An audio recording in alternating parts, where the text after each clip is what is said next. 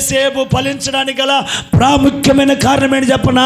యోసేపు ఐగుప్తుని ఇంట నమ్మకము కలిగి ఉన్నాడు. ఎంత గొప్ప మాట తెలుసా? తనకున్నదంతా ఎవరి చేతికి ఇచ్చాడంట? యోసేపు చేతికి ఇచ్చేశాడు.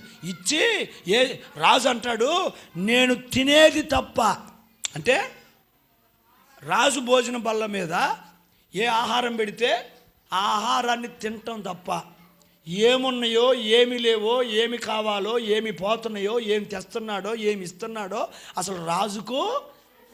అంటే ఈ యోసేపు అనే వ్యక్తి ఐగుప్తుకి సంబంధించిన వాడు కాదు,